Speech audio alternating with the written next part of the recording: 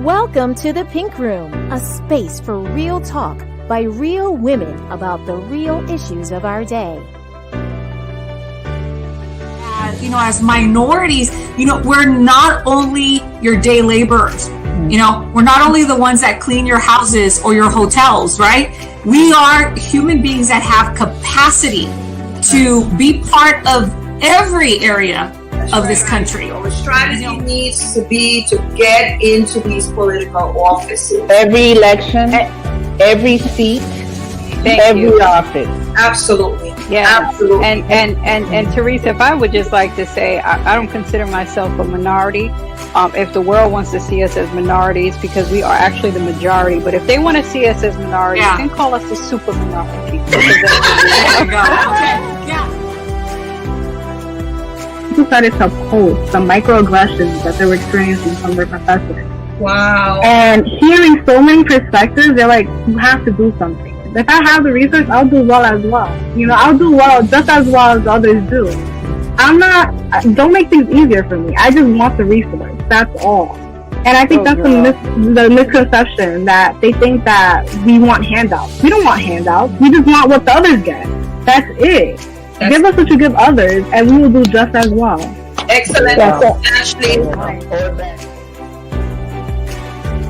As long as you can ensure that one group of people in this country have access to good education, right, another group does not have access to adequate education, right, you basically guarantee that the group that has less access to good education, then remain the sickest people in our system. And so you have the conflation of several policies, or the absence of policies, that basically create and sustain the perfect storm in this country. That's not where your affirmation is going to come from. Right. Humans fail us all the time. It is not in someone else. You can't find in someone else what you cannot find first within yourself. And what entryways were there for someone else to come in and feed you false narratives. You have to build up those fortresses first. And when I say fortresses, I don't mean walls to block people out. I mean confident within yourself to know that you can look in the mirror and say to the mirror, Latoya, you are loved. I love you. I love you. You are beautiful. Start your watch parties. Cast the Pink Room on your HD TVs. Post your comments in the chat. This space is yours too.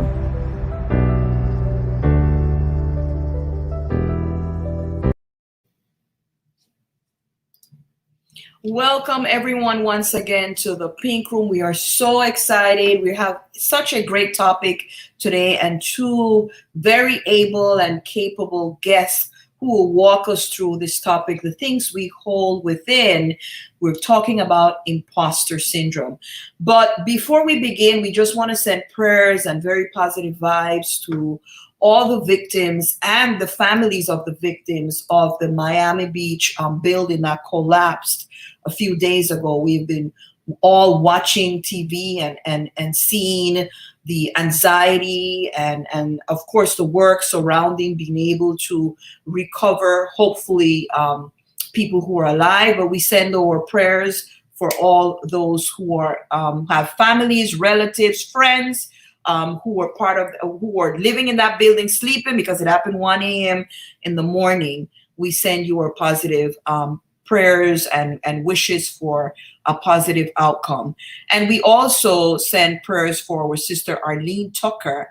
She lives in Alajuela, Costa Rica, and she's currently in the hospital. Arlene, we love you, and we know you're going to be fine. This here is just us sending us your love, or love to you, and just positive vibes, and want you to know that you are in our thoughts and our prayers. And I'm bringing up now our co-hosts here, Shonda and Dr. P. How are you guys doing?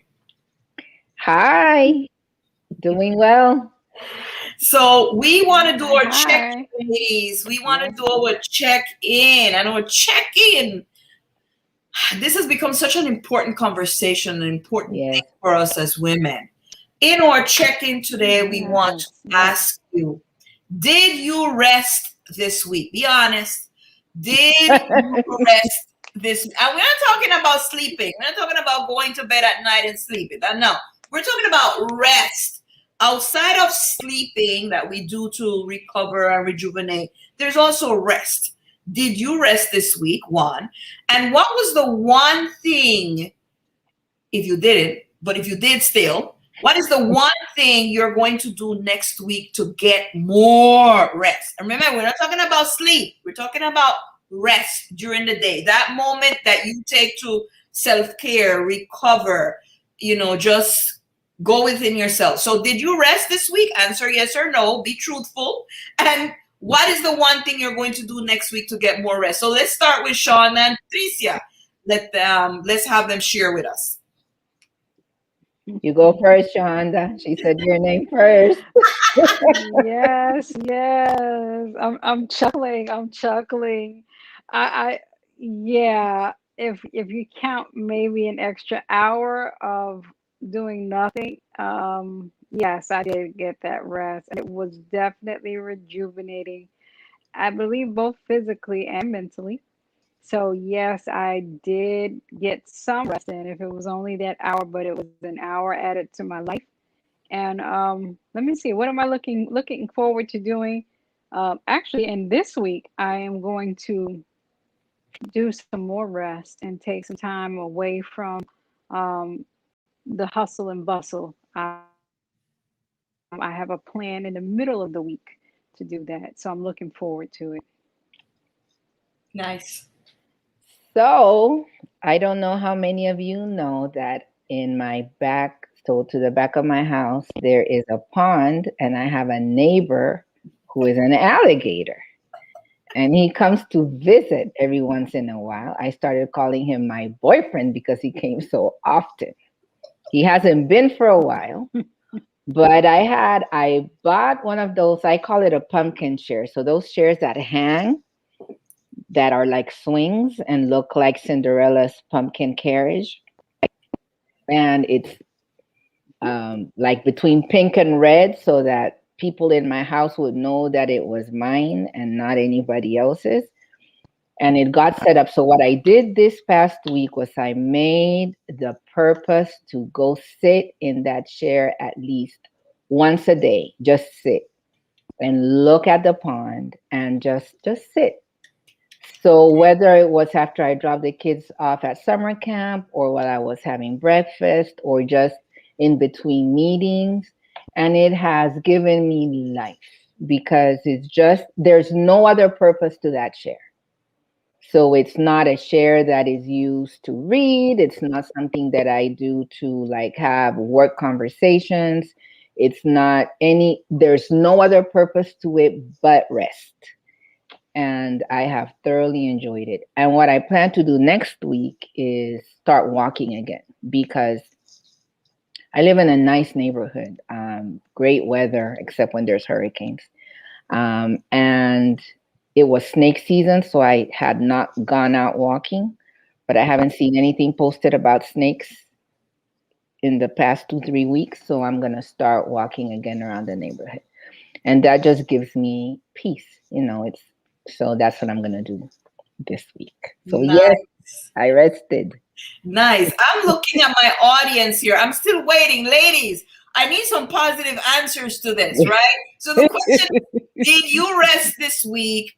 And what is the one thing you're going to do next week to get more rest? Okay, so whether you rested or not, what will you do next week? So I'm going to share that I have started taking naps on Saturday. Sabbath is the day that I worship in my religious tradition.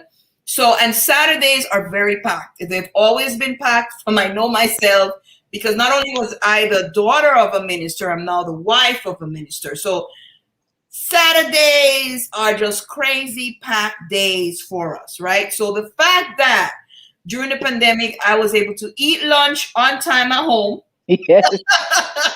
And not wait in a line for whatever, and take a nap, and go for a walk around the neighborhood. You cannot imagine how much closer to God I have been during this pandemic. So yes, and I hope to continue.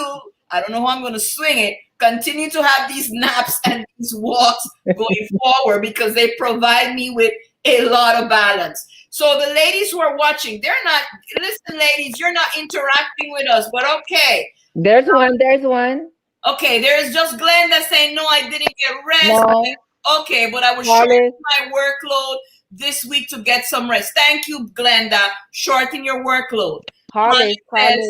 She's taking 2 vacation weeks and going to enjoy home. You know, sometimes we don't understand that being at home is just as good sometimes. Yeah. Allison said she's planning to spend time with her family over the long weekend. So rest, ladies. We need to rest. And as women of color, we do not take rest seriously, because we've been taught that we're not supposed to rest, but we should. Simone said, I will be on vacation next week, so I'm going to send the kids to daycare and spend the morning walking and hanging out by the pool for a couple hours. Yes, Simone. Way to go, Simone. Don't let them convince you. Send them to daycare. Way to go. Excellent. Yes. Excellent. So we got a couple great answers.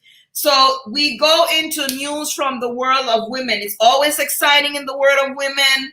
And let's see what we have today. So, Tricia, Nicole Hannah-Jones still in the news. So we've been following Nicole Hannah-Jones' story for at least the last 3 to 4 Pink Room nights. We have been following it from the moment we learned that even though the faculty approved her tenure upon appointment, which is what everybody who sat in the chair she's getting has gotten, the board decided not to vote and instead to give her a 5-year appointment. And we have been following it to the point where we were, this is not right. The faculty were not happy with it.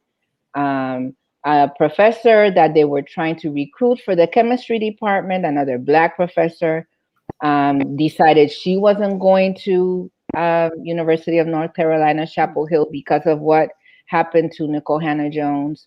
And what we have heard this week is that she has said she will not take the appointment unless it is with tenure. She won't go. She's not going to go. And at least 2 faculty members have resigned. 2 Black female faculty members have resigned. Staff have resigned. One of the faculty members who was interviewed said she had already planned a year ago that she would leave now, but things just worked out that this is the best time to leave.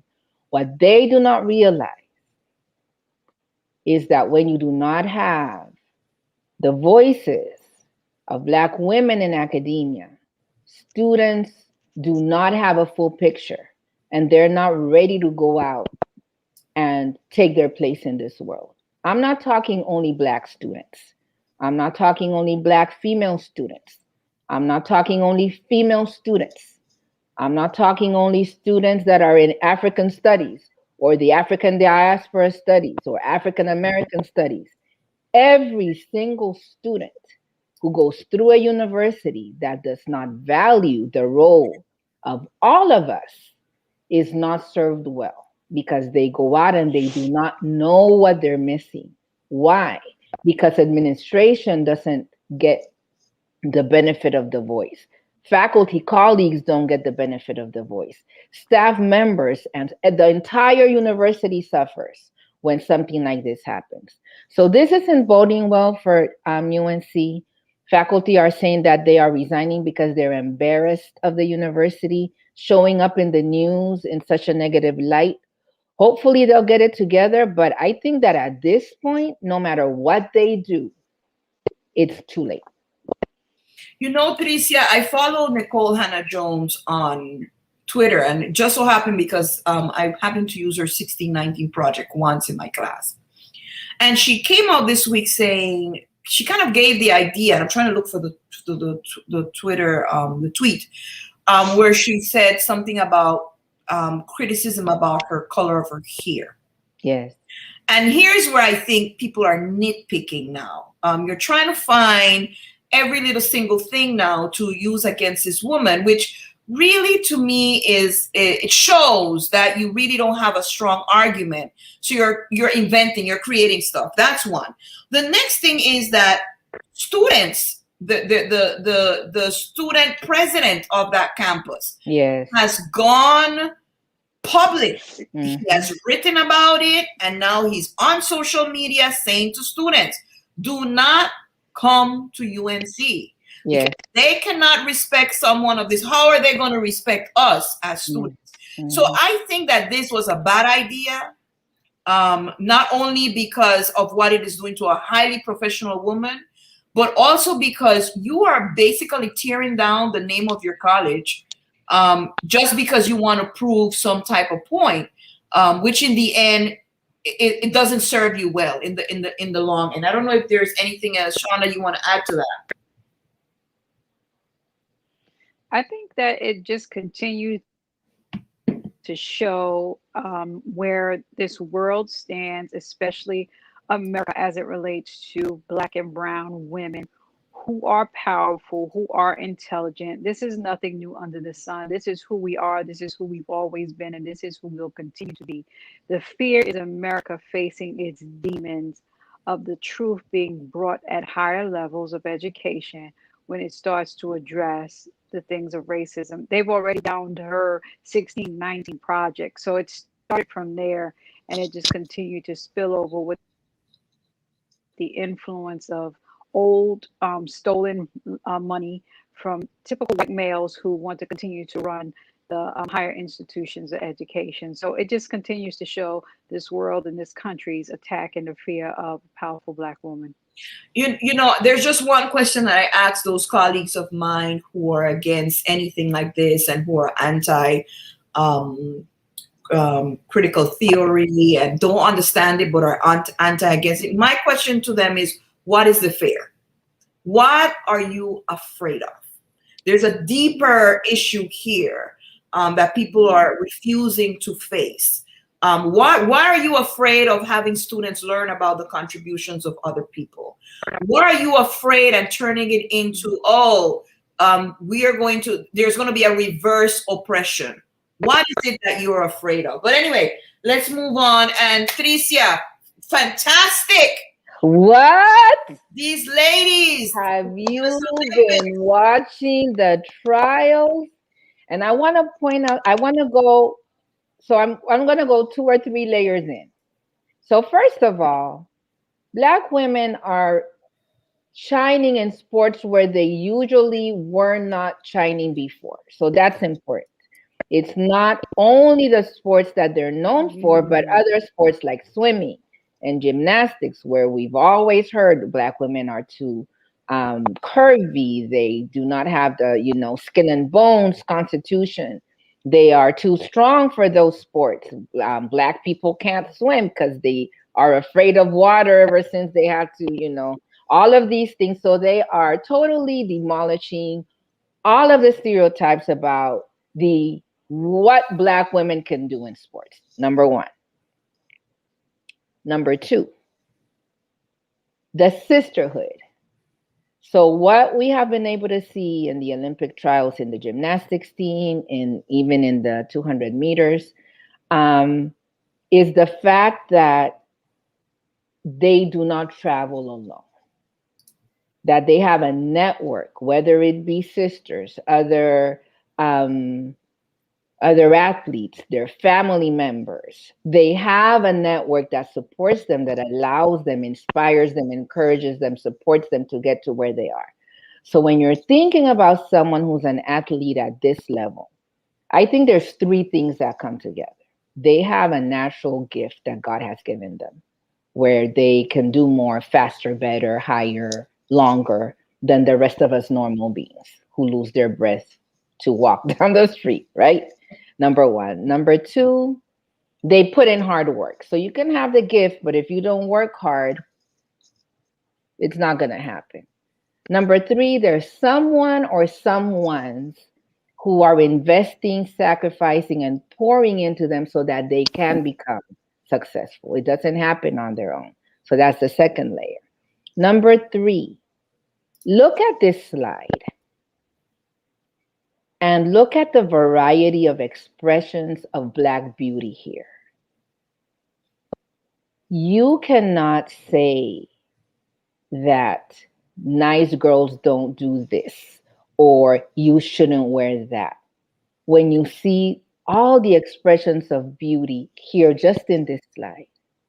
And for me, it's so important that we are able to encourage young girls to be balanced and to be able to see that they can be strong and smart and beautiful, that it's not an either or conversation where if you want to be very good in this, that means you have to avoid all the other things because you won't be credible. No. I believe that the one that won first place in the 200 meters is a neurobiologist studying epidemiology who cares about racial disparities in health. Right. Okay. So it's not only the fact that they're making the team, but all of these different components of what it takes to get there is what I think we all are celebrating as we're following this and can't wait for Tokyo. Yeah. You know, there's something very interesting. There are two things I want to point out. Sha'Carri Richardson, I hope I'm pronouncing her name right. I love her flair, the nails, the hair. I love the flair, and she reminds me so much of FloJo, right? Yes. FloJo and who she was. But what I love about her, and this is something that we need to start getting as people, that look at how she presents herself and look at how accomplished she is and how driven she is. We need to stop judging people by what we see on the outside that doesn't necessarily fit our mold. Exactly. So she has the nail, she has the purple hair, and we're, oh my goodness, but she brings it to the table. Way better, as you said, than anyone else, right? Yes. So that to me is a lesson of stop judging people by how they look. It's not what Martin Luther King said, content of character, right?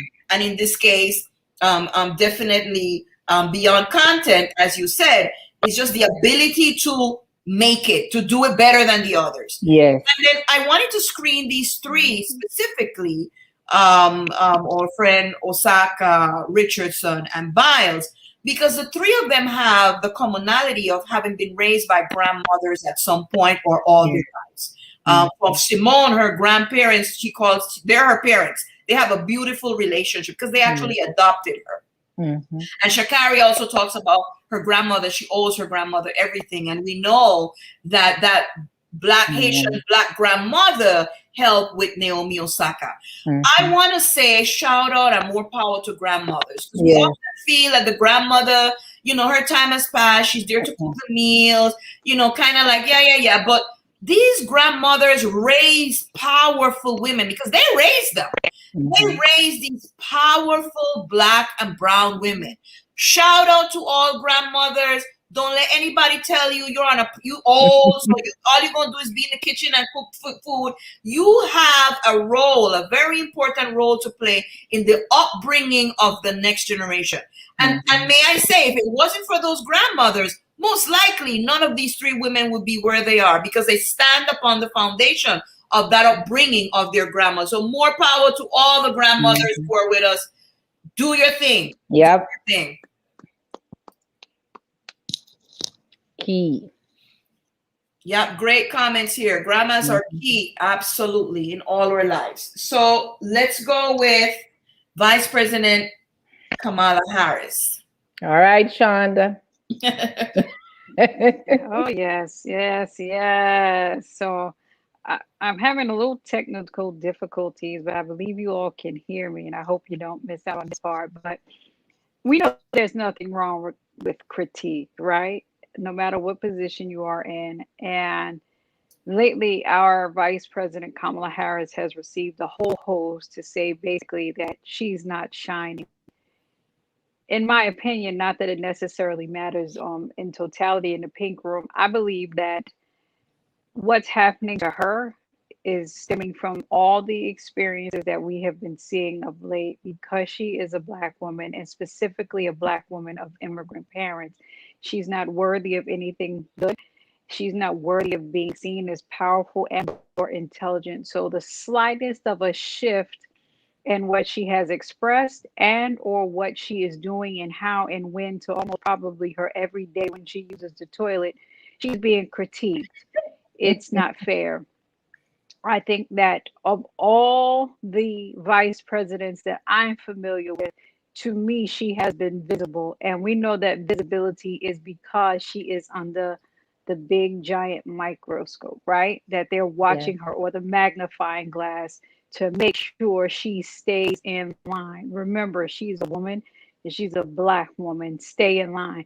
Yet, if she doesn't act according to what people think or believe, she's being critiqued. There was some concerns about the comments she made in reference to immigrants crossing the border, and it seemed that it may or may not have been taken out of context. I think each in its own. We don't always have to agree with everything she says and or any president. We didn't do it with President Barack Obama, so why should we do the same with her? I believe that she is visible. Again, this is my opinion. I believe she's doing the best that she can. And kudos to this sister Roxanne Jones, who was a political commentator on, I make it wrong, BNC or BCN News. It's a BNC, network. right. And she basically said, look, she had BNC. She had to tone it down. You know, we know she was nervous. She was fearful because we know that the other races don't have to say it, but we've already been told, and it's been said to us, that if we act or respond in a certain way, we'll be considered angry Black woman. So she had to tone down a lot of who she was as an authentic person, and even down to her vernacular, right? Mm-hmm. And so the thing is that because she's being seen from so many different angles, her critique to me seems harsher than others.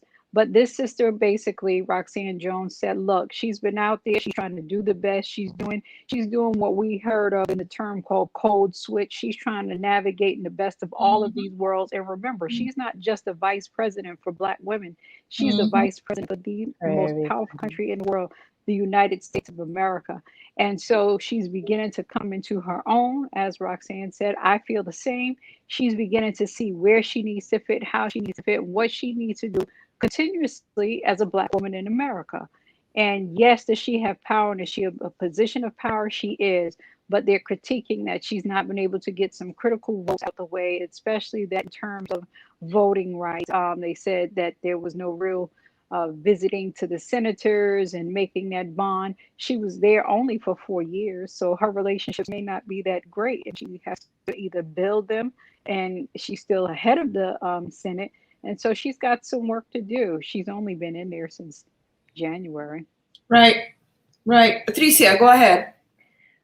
I see your hand. So, why is it that our critique is not against the Republican senators who do not want to pass the voting rights, and why are we critiquing Kamala Harris for this? I don't buy it. I do not buy it. We're just these are distractions. We are blaming. She does not hold the votes.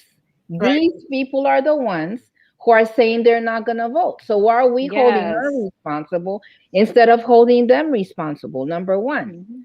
Number two,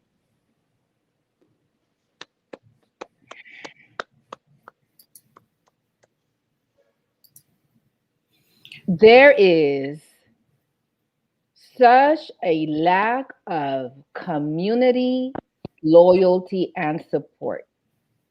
We have spent the past 4 years seeing an entire party support a man who said and did all kinds of random foolishness, and to a man, they did not talk against him. They did not take away their support. They voted everything he wanted to be voted until the last minute. He's gone and they're still doing it. Yep, still lying. Still lying. And why is it that we cannot do the same? Why is it that we can't do the same? I'm not saying that we accept everything she does as gospel and that we don't say this could be better, that could be better, but give them a chance. Yeah, It hasn't even been a year. right. Support them in public. Show your support. Show your support. Go meet with her in private and say, hey, how can I help you do this?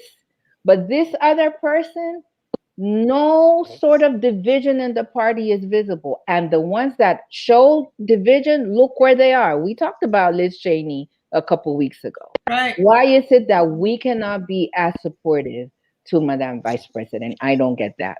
So here's my thing, and here's the reason why I wanted us to tackle this in the pink room, because we as women, part of support means that we need to be able to talk, have the difficult conversations, right? And I think that several important points have been made here. The fact that she was elected in January, we're just in the middle of the year, right? The issues that she's tackling are issues that were there long before her. So we cannot expect her to come in and solve these issues, right? She doesn't have a magic wand. She's dealing with a core of people that are stuck in and entrenched in their view of what they believe things should be. And honestly, I don't know if she could turn the Senate, even with conversations with them. These people seem so stuck on this is what it's going to be. And they know that it's a lie, but they're still stuck on it. And again, the third thing is we can always agree to disagree, right? So one of the things that I disagree with her philosophically, because as an immigrant woman, knowing people from these countries and having traveled to these countries, the statement "don't come" from the lips of a person whose parents were immigrants, for me, was highly problematic. But I also believe that the people who are around her at the time did not provide the type of guidance. Because, these people she doesn't go out there and speak from her own head. She's met with people, they advise, they tell, I feel that they did not provide the proper guidance. I think that even the way she said it, to me, I don't think she was convinced, but I think that was what was expected of her to do, and she did it. Right. But the context, Marca, the context, because I agree. The context is another thing. Go ahead, Tricia. Because I'm saying that for people in those countries listening to it, it sounds problematic. But what I heard her say, was, listen, this isn't what you think it is. Coming here to this country now because Biden is president is not necessarily what you think it is, where Trump is gone and everything is better, and open arms and everything's gonna be fine. And it gets lost in translation, but somebody needs to say it. Somebody needs to say it. And because, I think that is exactly it. I think that just using that soundbite and not giving the context of it, and I'm not necessarily blaming her for that. We don't know what was the context of what she was talking, but I think that context that you present is exactly what she wanted to transmit.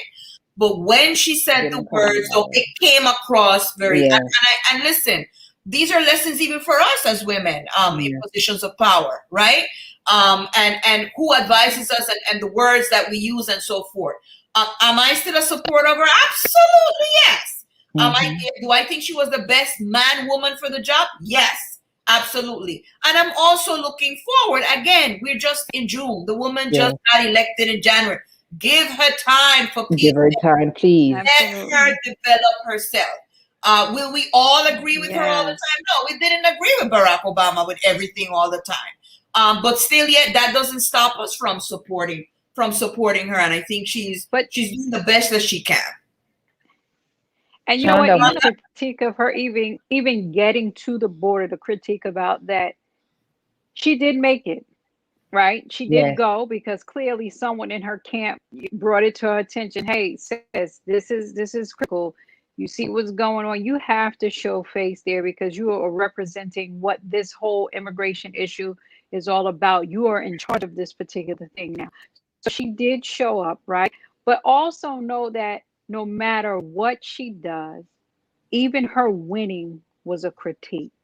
Of She course. is a Black woman in Right. America in That's right. 2021. So no matter what she does, she's going to get greater and harsher critique than any vice president of these United States of That's America. right. And so, That's right. as Roxanne Jones says, and I just value that view that was shared, we are to protect her. Even if Yes. she's wrong, she can still be pulled aside and corrected and say, you got to work on this particular area. I So agree. that Yes. I charge all of us women of color and women to make sure and protect her and what her And role has and represented and in that's America, the which I way think will bring me right into our next one when you're ready. Yes. And that is the way we should do it all the time when it comes to women, Shonda. We can disagree, pull aside, let's have the conversation, but we do not openly have to go. We don't need to go there because it doesn't help the person, and it's a great win for all of us that she got where she got. So Yes. we have Deb Hala. I have so much respect for this woman. Tell us a little bit about her, Shonda. Yes, and this just talking about protecting our Mhm. vice president, this sister, and shout out to my Native family members. She's a representation of what America is. Yes. This is a land native to indigenous people that was stolen and robbed. Yes, there was some changes and exchanges that's been taking place since the beginning of time. But here she is. Not only did she get elected to be the Secretary of the Interior, but she has a whole responsibility to natives who we know always Yeah. go under the radar, never Mhm. discussed. One of the biggest plights that I've been listening to a lot about Native women who have gone missing. You don't hear about it, right? But she is Mhm. going to be responsible for continuing to deal with the Native community in terms of its affairs and its education. But look how she shows up. She Mhm. shows up with her cultural representation from head to toe. Her regalia says, "This is who I am. You will Mhm. know, you will not forget that I have been nominated into this particular position." I love the power that she speaks of that comes from the matriarchs. Native Mhm. American history and culture shows that the power and decisions come from the women, and in other African cultures and other Latino cultures also throughout the world. But here in America, the thing that you think never really exists, but it existed before the land was stolen, she says that this is what she received. She is committed to doing exactly what her foremothers did to her. They committed to showing her what power and leadership represented. And so I'm so happy for her, so happy to see her in her regalia, showing up, representing, here to protect and bring the attention of my Native people to the forefront of what has always been stolen, right here for our Mhm. eyes in plain sight. Listen, Deb Haaland is America. The rest of us were brought over here or we came over. Mhm. This is America. Mhm. And we need to give respect where it is due. These people were not savages, living, and oh my goodness, thank the Lord that the pilgrims came and taught them how to live and be. They were not. These people were Mhm. living productive lives. They had industry. They had a Yep. whole system going on. If Mhm. they had not been there, the pilgrims could not have survived one winter. Let's Mhm. put it where it is. And that's why we need critical race theory, Mhm. because we need to talk the truth about American history. I am so respectful of this woman and what she brings, and such a deep respect for indigenous people as a whole. Yes. These are a group of people that are not hiding who they are. It's going to feed to one of my last points. Not hiding who they are. They're not pretending to be anybody. They are who they are, and they stand upon their traditions and who they are. And we need to learn, take a page out of their playbook and respect them and open the doors, because we need more of their wisdom. They're people that are very connected to the wisdom of the elders, the wisdom of the earth. We need to learn from them. Norca, just briefly, I want to say that for those of us who are Christian, one of the biggest challenges I have, concerns, sorrows, is this idea that in order for us to bring Christianity, we had to destroy an entire belief system, tradition, and culture. And it didn't happen just with Native Americans, it happened in Africa as well. Yes. So why is it that we feel Preach. that the power of the God we serve wasn't enough to win people over, to woo them? Why is it that we felt that we had to annihilate everything to impose mercy? This Preach it now. You preach it, Dr. B. I don't get Drum roll, that. You drum know, roll. I don't get that. It just seems I'm so feeling it. foreign to those of us who say God is love. It's not meant for us to get because it goes against the grain. I just don't get it. And then it's time for us to have the openness to start rethinking the way we view each other as human beings. And when God says we are all his children, he means that. He literally does. We're the ones who are trying to put all kinds of descriptions, definitions, and you know, boundaries, and not you because this, and I can't talk to you because that. And that's not who God is. And that is at the I don't know what the foundation was for this violation, but it was sold as a spiritual Yes, it was. thing. Whether it was or not, it was sold as a spiritual thing. And we need to really sit in that a little bit and start to learn and respect the culture, tradition, and beliefs of others, and not just think that we're right because that's what we believe. Pass the offering plate. Amen. Excellent. Woof. Amen. Excellent. We received that. You may have Absolutely. lost a few followers. We receive it. Britney Spears in the news. You know what I find interesting? That for a long time, people saw her as this precocious, over-sexualized young person. Yeah. Did not realize what was in the background. Right? So we have found, through her own testimony, requesting that the conservatorship be removed from her father. Now, how did he get that? Starting with, because she had some mental health episodes, and it was decided that he should handle her money and her business and everything. But what has occurred here is that, I'm going to say it raw and real, she has been pimped by her own family. Listen, she is being pimped by her own family. This young woman is not allowed to get married to who she loves. She has been given an IUD. She wanted to have a child. They will not allow her to remove the IUD out of her own body, talking about reproductive rights here, because she wanted to have a child. This young woman, for years, she has to dress, take off her clothes, be naked with a door open because, oh, she might commit suicide. So we need to see her in front of all these people for years. Okay. She's had to work with fever, sick, she's been told to put out statements saying that she's good, she's happy. So you've seen her on Instagram all the time, and you're kind of like, this doesn't look right. I'm happy, I'm okay, I'm good, right? To kind of pretend that everything is okay. And I think finally she said, enough, give me back my life. And so now there's this huge free Britney. And I find it interesting because Britney Spears, with all that we're finding out now, is really the symbol of so many women around the world. That other people, in particular men, are running their lives. They're telling them what to do, when not to do it, when to go, when to come. And this is a high-paid, white woman, and we would think she has it all. But yet still the strings of her life are being pulled by patriarchy. So, free Britney. I'm joining the cause. Free Britney. Let her be, let her go, let her live her life. Let her live her life. So, yeah, I don't know if anyone has anything else to add to that. People have the right to make their own mistakes.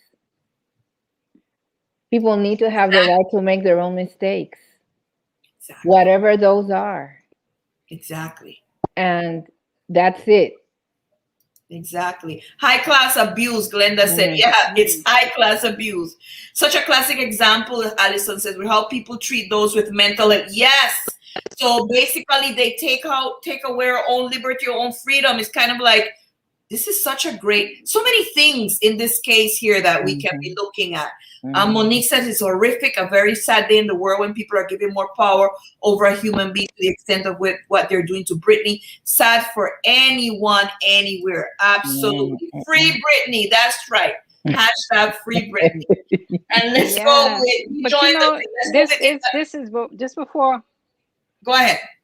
I'm sorry. Before you go to with Britney, it just continues to show the abuse of women again in the world and in America. That no matter what your race is, no matter what your class is, the abuse of women continues, and this is why places like Pink Room and this movement needs to grow bigger and greater, so that the voices of what we represent and who we are is seen and heard. Free Britney. Absolutely. And we invite you to start watch parties. We invite you to share with your friends even afterwards, because this conversation is one that we all need to be having. So this takes us, thank you for that, Shonda. In the Heights. So we're all excited for Lin-Manuel Miranda. Those of us who saw Hamilton and the great success of Hamilton, not only did he humanize Hamilton, but he made us realize this was a brown brother here, you know, doing all that he did for America at the time. So it was really great for us to have that view of Hamilton based on Lin-Manuel's play. So there were so many high expectations for In the Heights. Like, we really wanted to know, wow, where was he going to take it? Sadly disappointing to us, I think Tricia is having some issues with her camera. Sadly disappointing to us was the fact that In the Heights is a representation of this neighborhood here in New York, which is a highly Hispanic neighborhood, lots of Dominicans, Puerto Ricans, you know, they all live in this particular neighborhood. And the races there, the mixing of the races is very prevalent. And we all know from history, and we all know, those of us who come from these countries or have friends from these countries, that slavery did not begin and end in America. The ship dropped enslaved people in different parts of the world.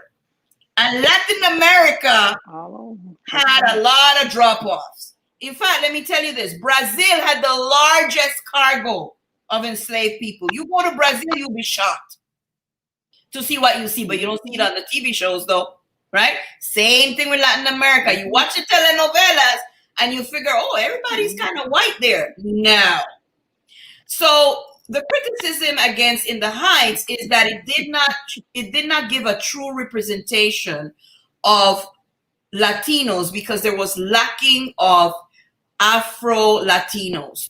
The blacks that were in it were all used as extras. They were in the background dancing, but only one of them was in the, what do you call it, cartelera. One of them was one of the main actors. And this one guy, and then the guy, there's nothing wrong. And let me just stop here to say this, because I know somebody might say, oh my goodness, she's against. No, I have it in my family too. There's nothing wrong with biracial marriages. But the feeling was that you could have used the opportunity to highlight an Afro-Latina, which is true, because the representation of Afro-Latinas does not exist much in Hollywood, right? The few of them that are there, Gina Torres and a few, they're constantly trying to say, hey, we need a space, we're valuable, we're human, we're just as talented. So he did not happen. And as beautiful, and as smart, and as smart and as talented. And it did not happen. And what we got, in fact, we had two high-profile Latinas, Rita Moreno and Ana Navarro, coming out basically telling people, you know, just give thanks. Be thankful and shut up. Go back in your corner. And people are like, listen, we're done with that. This is not the time. Yeah. This was a lost opportunity. To his credit, to Lin-Manuel's credit, he came out with an apology. He understood. Once he heard the people, he understood. He said, you know what? This was a missed opportunity. I messed it up. I'm listening. I'm learning. But this just goes to show again that when we talk about representation, it matters. Yeah. People need to see themselves represented in everything, in the full scope, because in real life, we're participating and our full humanity is involved in full life. So we need to see that represented. Any comments from my co-hostesses? I haven't watched it. I started and I went like 2-3 minutes and then I stopped, not for any particular reason. But I do believe that when we don't tell the whole story, we're not telling the true story. That's right. That's right. That's it. That is it. Yes. And I agree. I didn't see it, but Manuel, who has bragged about his upbringing and where he is from, is why I believe he received a lot of critique. Because yes, he is apologizing after the fact to say it was a missed opportunity. The concern is that he sold out beforehand because you knew what those roles would look like and what they represented, because you came from that environment, which is how you were able to, you know, get your initial play that Hamilton made it so big based on this. So he's still getting a lot of flack in the community that, nah, you knew, brother, you sold out because you just wanted that capital opportunity to come your way. And so it did. And then after the fact, it's easier to say, I apologize, I missed the opportunity. But in the meantime, you also missed the opportunity to add a true historical perspective to what the Heights really looks like. Yeah. Right. And I think, and Laura here is saying that this is kind of like a subtle racism. It is. Many Latinos, and listen, I'm from the Latino community, so you can come for me. I'm not saying anything that I don't know. Many Latinos would much prefer to think that we're white. That Latinos are more white, you know, it's more the Spain. No. Africa is in there. And as one of my a professor from Harvard that I went to a conference to was saying, Africa is not just the root. Africa is the mother in Latin America. There's too much Africanness in Latin America for us to try to whitewash it. So there's a lot of learning and there's a lot of truth that needs to come forward. But it's a lesson, and I'm sure it will not happen again because the backlash, no, not from him. I think the backlash that he got this time, it was stinging. It was really stinging. Tricia, you wanted to say something? No. When you said you are Latina, it's same here. You know, same here, and it's real. It is real, and some Latin people come to find out that they're brown when they touch the United States shores. True. Not before that. True. So there's a larger thing here. There's a larger thing here than an oversight. Right. Yeah. And that is what people are clamoring against. It's not just you didn't give the roles. Right. People understand that there's a larger thing happening here than just, oh, we should have cast other people. Right. And then using that statement of, you know, you should just be thankful. You know, why? Yeah. Yeah. But that statement came from those two women. Yes. I'm sure they believe they're white, but they're not. But anyway, no, you're not, sister. You're not white. But Ana Navarro in particular, this gentleman from Harvard did a study on her family. You know that what's his name? That he does the whole genealogy of you. I don't know his name. Gates, Louis Gates. Louis Gates. A whole genealogy of Ana Navarro's family, and lo and behold, blackness was in there. Yeah, of course it and was. She was shocked, and she didn't know. He brought it out. So yeah, people, it's there. Laura was saying that a friend of hers. Okay, that anyone that says Spain is the mother, that we should always say, and Africa is the grandmother. All right. All right. Okay. With that, let's move. I love it. With that, let's move. We have some fantastic guests today, Dr. Alison Regis and Denise Miller. We're going to bring it up. I love that Africa is the grandmother. We're going to bring up Denise Miller and Dr. Alison Regis. We have such a great discussion with them today, but we're going to introduce them to Shonda, and Lisa will do us honors. So thank you so much for coming. We want to welcome you to the Pink Room. I have the honor and privilege of introducing Dr. Allison Regis to you today.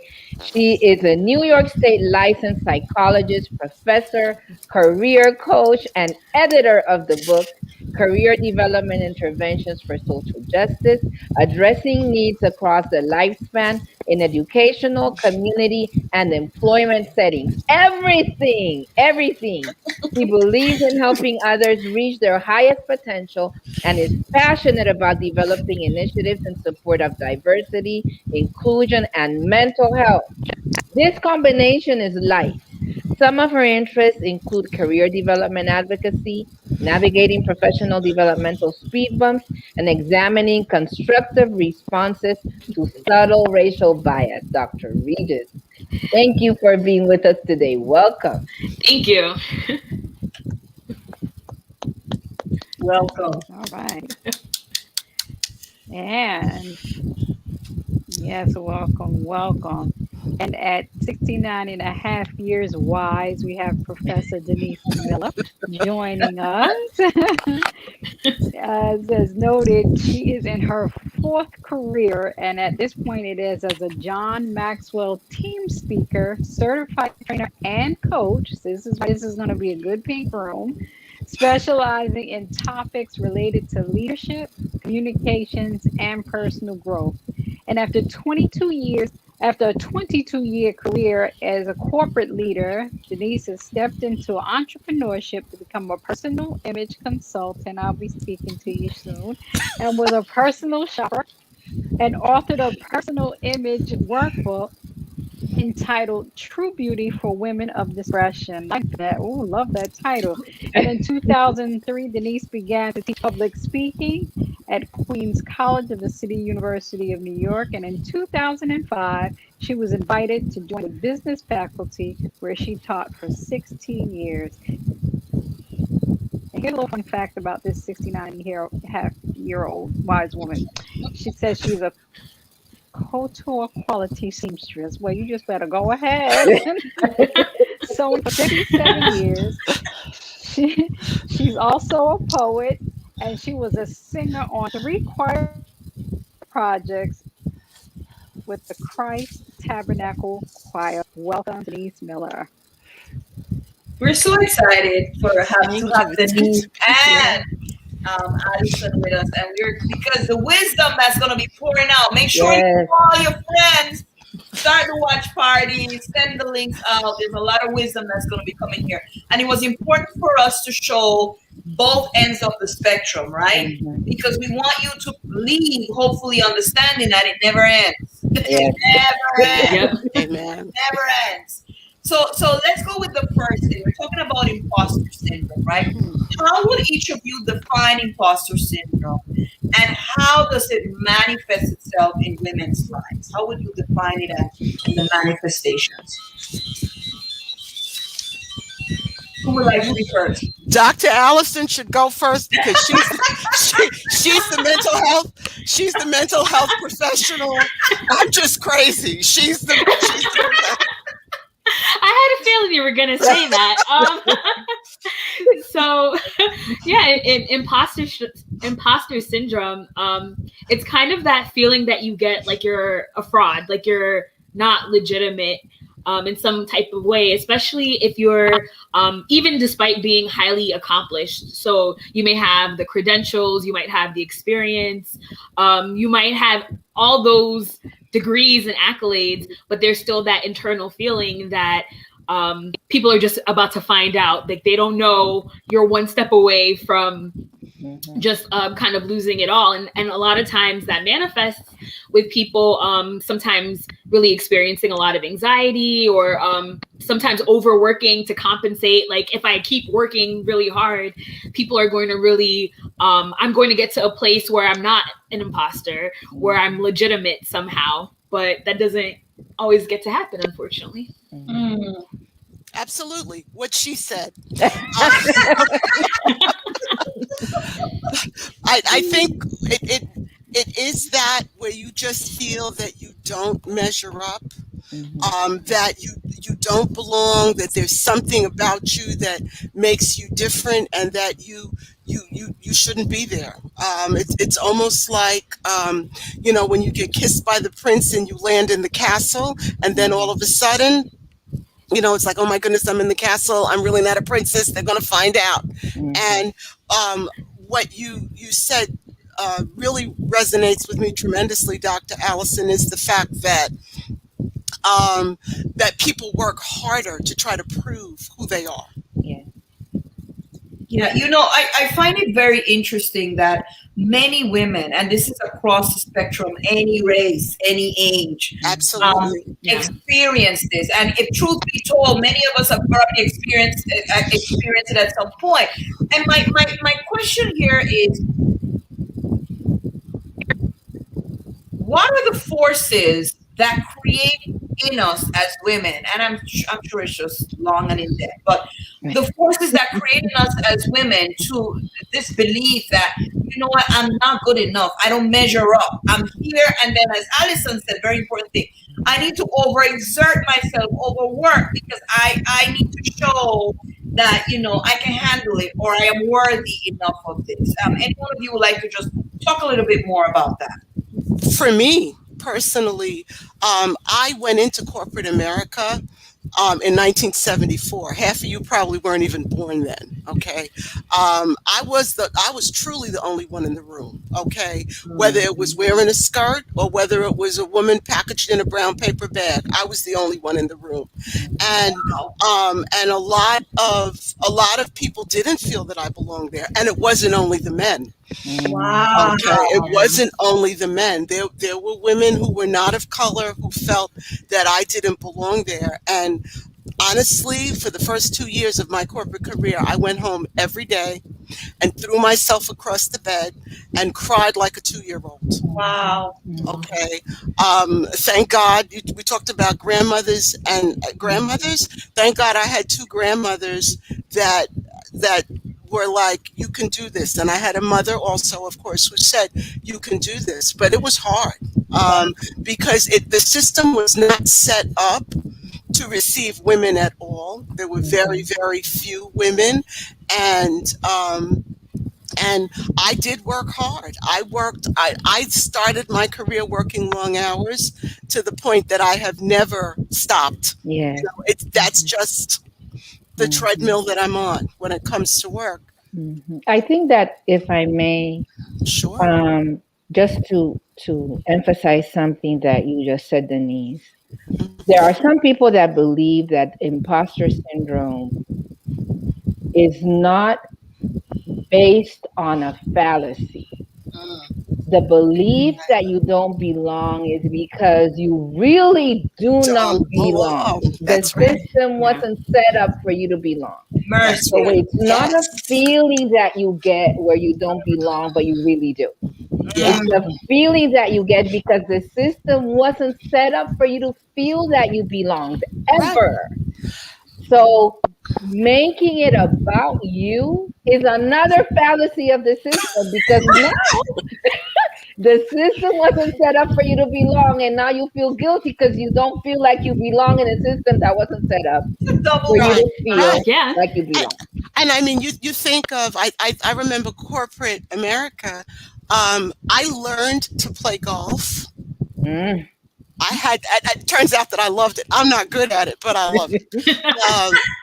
I'm like the worst golfer. They used to love it when I was on golf outings because they said they could hear my laugh ringing all through the golf course. I had fun, but I thank God for the man who put me in his foursome and taught me how.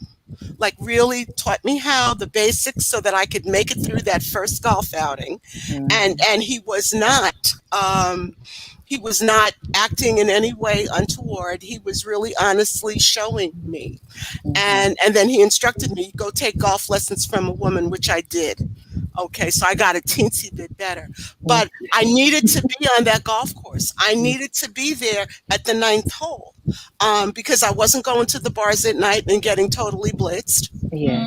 Okay, and I couldn't go to use the restroom in the men's room. So the only place I had to kind of fraternize with the men was the golf course. Wow. Very, very interesting. I don't know, Dr. Regis, you want to add anything here, or we just want to move on? Yeah, no, I one thing I wanted to add is that it's a lot of times when we think about imposter syndrome, it's that, I mean, the environment that people are in definitely can worsen it, but usually there's certain things that are already present internally that are feeding into that narrative too. So it can be maybe growing up in an environment where only your flaws were criticized, or maybe you were the one who had no particular issues. So you had maybe a sibling who they spent all their, like the family spent all their time focused on, and you just kind of skated by, did your thing in school. And so sometimes those are the things that get reinforced. And then it kind of, like to Tricia, what you were saying, it's like a cycle in a way. Yeah. So sometimes there can even be that cycle of, you know, if I just work harder, then I'll be worthy. And so I'm going to over prepare for this presentation and spend, you know, 5 extra hours. And then, oh, the presentation went well. Oh, but that's because I over prepared. So I'm going to do that again. And that's going to just keep it kind of going. And so it just kind of never ends, I think. Wow. I'm gonna share 2 comments, and then we're gonna go to the next question here. This is Glenda said, most time it's the community in which we were brought up, making us feel that you can never measure up or belong. Sometimes it's not even the outside systems, but even our own communities, making us feel this way. And then Monique said here, thank you for sharing that with us, Denise. I experienced the same thing in corporate America. Praise God for the women of color who inspired me and encouraged me by adding value to me and sharing the same wisdom that your grandmothers did. So I'm hearing here that we all need this community to support us. Yes. Because without the community, there's no way we could survive. Okay, so let's go to the next question here, which is very interesting. How does systemic oppression add to the thoughts and feelings associated with imposter syndrome? Denise, you wanted to go? Okay. When I think of this question, I think of, and ladies, you have to forgive me because this is a football analogy, okay? My dad was into football, so I know more about football than I ever cared to know. But there's a penalty that can be called for something that they call piling on, where the person has been tackled, the person is down, and people just pile onto that person, which can, you know, physically hurt them or even kill them. And I think that that's what happens here. Piling on, you know, you already don't feel like you belong, but the systemic oppression kind of piles on to you, and it makes you feel, oh my goodness, I really don't belong. This really shouldn't be happening. Why am I here? I don't understand. So that's how I think that it applies. Good point.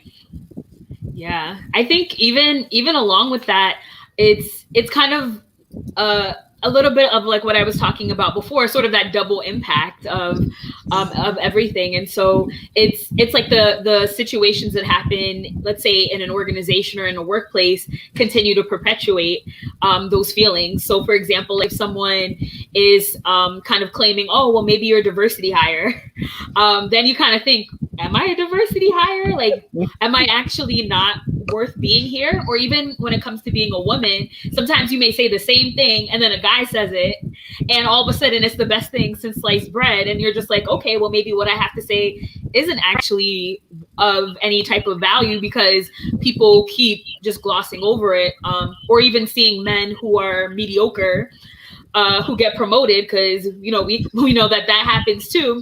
Then you think that also makes you kind of feel like incompetent and that you're a fraud again.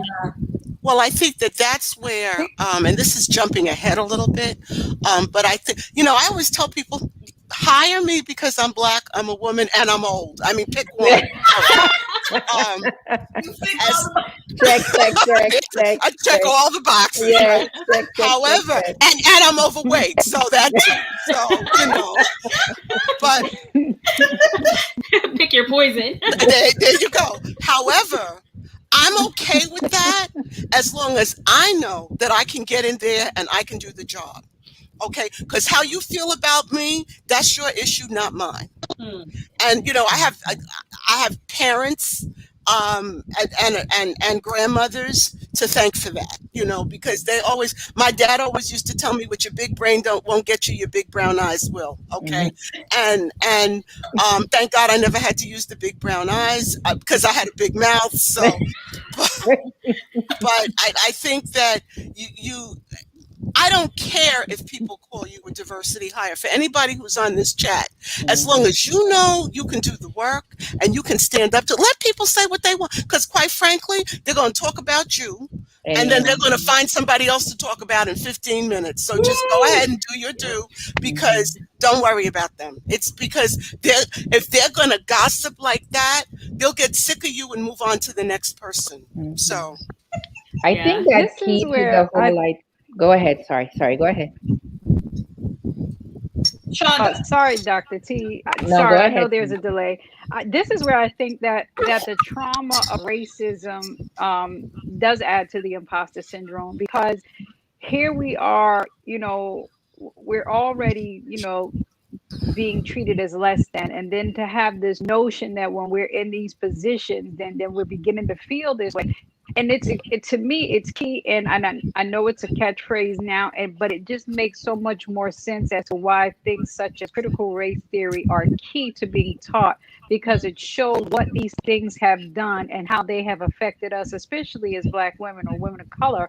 Because when we get into positions, we're almost guessing, well, really, should I be here? I don't know. Was this a favor, or did they do it because they need to check the box, diversity, inclusion, and all those things, which really is not diversity, it's about divide, it's about exclusion, but they just want to check the boxes to get the federal dollars. I don't know. But and what I'm saying to women is, it doesn't matter. Okay, you are in the room. You're in the room, and that's what really counts. As long as you know that you've got the brain power to be in that room, so what that they check 2 boxes? My whole career, they have checked, like literally up until even in Queens College, they checked boxes with me. Okay. But that's okay, because I could do the job. Now I was brought up, being told you're going to have to work twice as hard and twice as long to get half as far, but you can do this. You're a Miller, we'll rip your face off if you don't. I mean, that was kind of the, but that's what I was always taught. So it was okay. I didn't care what they called me, because I knew I could do it. And I think that's one of the things we don't. Oh, Falaki is here. I'm sorry. I shouldn't be looking at the chat. Dr. Falaki, I want to hook you and Dr. Trisha up. But, it's okay. And that's one of the things we have to understand, because the room wasn't built for us and the chairs weren't built for us to sit in, they're going to be uncomfortable. And it's almost like you're sitting in a chair when you're a short person and your feet don't touch the floor. Okay. However, that doesn't mean that you shouldn't be sitting in the chair.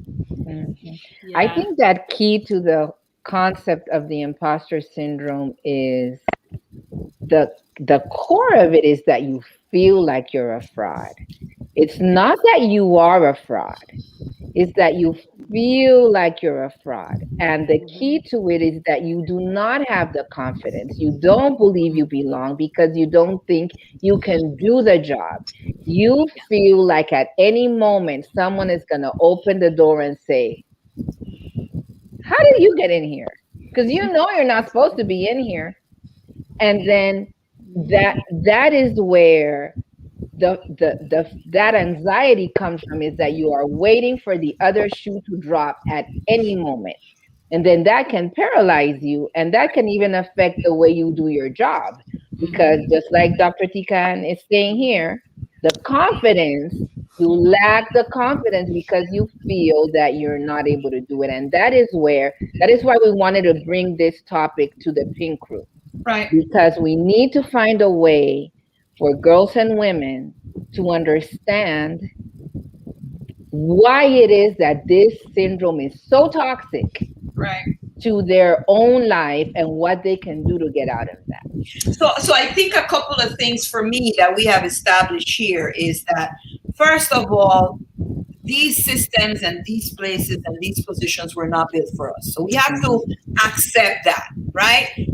We're walking in shoes that too tight, too large, they were not made for us, right? So that's the first thing. The second thing is something that Dr. Tikan is saying here. The problem is not, and I think Denise kind of said it, it's not my issue, it's your issue, because these systems were not created for us. The problem is not us. We have believed that it's us, but it's not us. It's really them. We are not frauds. When you look at statistics and you look at women of color, when we come to the workplace, we are super productive to our own demise. A lot of times we overdo it, right? But productivity is something that we do. We come with the ideas, we come to the table with the framework, we're the ones who get things done. So the problem is really not us. The problem is elsewhere. We need to shift attention to, it's not me, it's them. It's not me, it's them. Go ahead, Doctor. I think Professor Miller, you had something to say? Yeah, unfortunately, I always have something to say, Doctor. Do you have something to say before I say my something? One thing I wanted to say was also that I think a part that we didn't exactly talk as much about is how much people really internalize so much of those messages, and that we really, like, when people are experiencing imposter syndrome, they tend to not really take in when they actually do well. It's like, oh, it's because it's luck, it's because I know someone, or they attribute their success not to their actual like the job that they actually did, and it's more so of external factors. So then when all of these things come up, it's easier to just push it away. And sometimes I think, as was mentioned, we kind of do it to ourselves too, of let's be really humble, just keep your head down and do it. Why can't I own that I did a good job? Like, why is that so bad? I'm not being conceited. I'm just being realistic that I actually did well, and I want to make sure I give myself that confidence too. And you see, Alison, just before Denise speaks, and then we're going to screen that question about mental health. You see, that is part of the problem to me when we come from traditions that tell us, if you are confident about what you bring to the table, that may be selfish. It might be egocentric, especially if you come from a Christian tradition. I have started to say something, and I know I got a lot of enemies because of this, and they're like, you a pastor wife, you should not say, but I'm saying it everywhere I go. I will not ask for an excuse nor a justification. Neither will I apologize for what I bring to the table. I know what I bring to the table. I know what I can do. If you have a problem with it, it's not my problem. So I've started to say that, and people are kind of like, oh my God, what? Did she really say that? Yeah. And I think we have a hard problem as women. We don't know how to say. We see the guy who don't know nothing sitting at the table, who got the job because of who knows where what. He's the one that should be feeling me. And then we're like, okay, we need to we need to stop trying to justify our existence in these places. Denise, go ahead. I'm taking away your preaching spot. No, that's okay. You're the preacher's wife. You can do that. But I think that one of the things that I thank God, because I was, that's right, Dr. Falaki, you were right there. That's an Eleanor Roosevelt quote. Yes. One of the things that I was always told, you can do it, you're smart. Okay. In fact, my grandmother, my West Indian grandmother, because I'm a half-breed. I have one grandmother from South Carolina and one from the Dutch side of St. Martin. My West Indian grandma said to me, I cleaned up behind people so your mother wouldn't have to clean up behind people. And she didn't say it quite so nicely. She was a lot more graphic, okay? She said, and your mother is taking stuff from people, so you better not. Mm-hmm. Okay, so I went into the workforce knowing that A, I was smart, and I was smart, okay? B, that I didn't have to take anything. And what's so important is that my family was behind me. And that is, my dad was, when it came down to me and my education and what I could do, my mother would say this and he would be what your mother said, So I never had, I never felt, I was always, even when I wanted to leave corporate and go into my own business, my father was the one who said, oh, yeah, you could do that. So it's so important that we plant that into our girls from young. You can do this. You are smart. Take your face out of Netflix. Get your face in a book. You can do this. I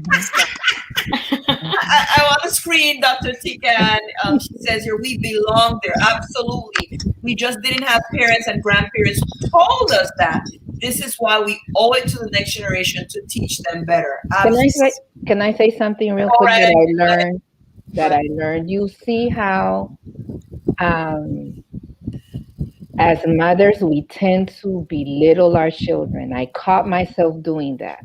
When someone would say, he's so smart, you would say, yeah, but you have no idea the trouble, blah, blah, blah, blah, blah, right? And we do it to ourselves as well. You look so pretty today. Really? Because I just, and what I learned was that it was intentionally crafted that way so that the slavers would not take the children. That's right. So whenever a child showed too much promise, the mom cut the child down to avoid the child being sold. Right.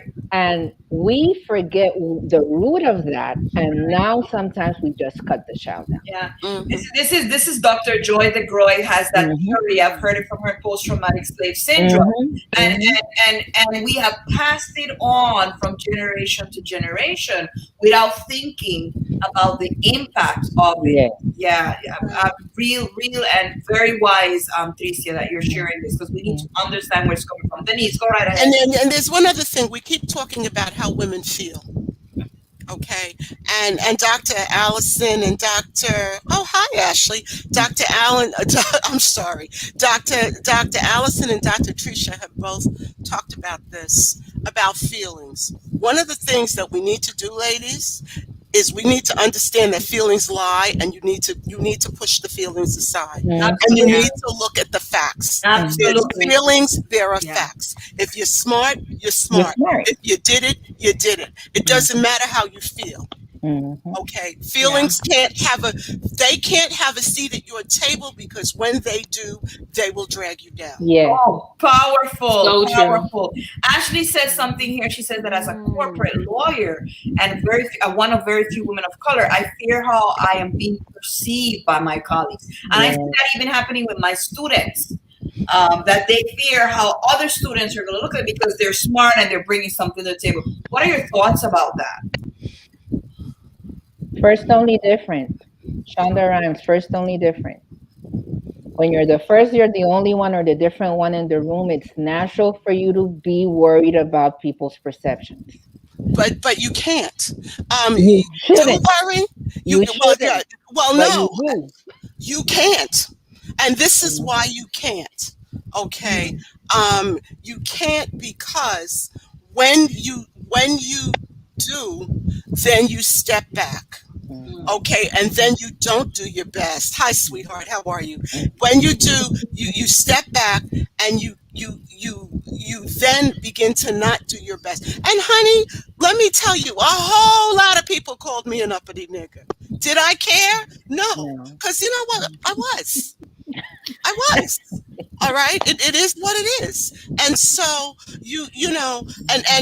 sometimes I overheard it coming over a cubicle, or I walked by and somebody didn't know I was there, but that was okay, because I knew what I was there to do. I knew, that I needed to do it, and they're going to feel that you have a chip on your shoulder. You have to go back to yourself and have that conversation. Was that my motivation? Or is that just their perception, because I'm not fitting in the little box they want me to fit into? Because sometimes that's the problem. You don't have the chip on your shoulder. It's just that they want you to fit in that little box, and what you need to do is break up that box and put it out for recycling. Denise, listen, you listen, because I'm looking at the comments here, and the fear from women of color in these spaces is real, right? Yeah. It's real. Like, we're acknowledging it. But I think that you hit it on the nail when you say, stop relying on how you feel. Yes. You have to rely on facts, because when you're going to fight for that promotion, and ladies, by the way, that's something we all should do. You negotiate your promotion. You negotiate that. You have to go to them with facts. You can't go with, my colleagues perceive me as being this, or I feel this way.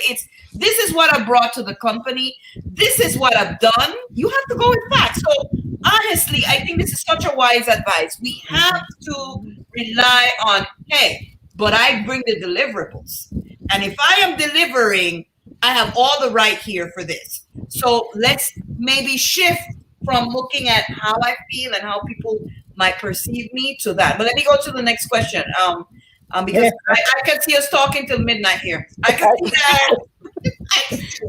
Go ahead. Somebody wanted to say something before I go to the next question. With me on the line, yes, we will be here till midnight. So the question is, how does imposter syndrome impact women's mental well-being? I think Allison was pointing to that before. Mm-hmm. Have you ever experienced imposter syndrome, or know a woman who has? And how did you address it? Oh, I definitely want to take this one. Yeah, in terms of impacting mental health, I mean, a lot of it, like I was mentioning before, has ties to perfectionism. It doesn't mean that if you're a perfectionist that you're necessarily someone who experiences imposter syndrome, but those two things can be linked. Also, anxiety. Sometimes there's also that constant anxiety that someone feels when you're feeling like, am I going to be found out now? Maybe next week? I don't know. And it can be such a cycle, because then you just start to hide a lot of what you're really going through, which sometimes can also then be linked to maybe feelings of depression. And oftentimes people who are feeling imposter syndrome don't really necessarily speak to anyone about it, because then that's also feeding into, oh, well, if I actually admit it, then I really am a fraud. And in terms of experience, I will say yes, definitely it has been something that I've experienced. So a little bit about me is that I got my doctorate at 27.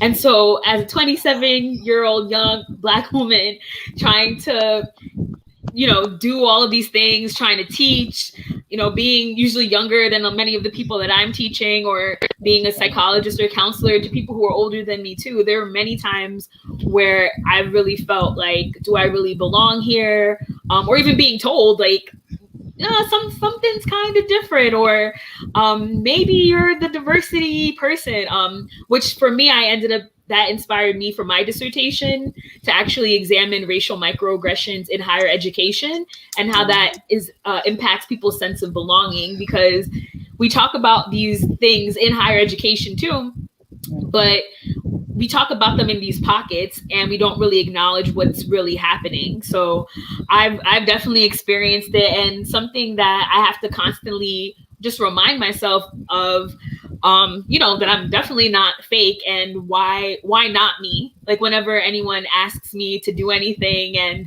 it's like, oh, this is new, this is a little bit maybe outside of my wheelhouse, why not me?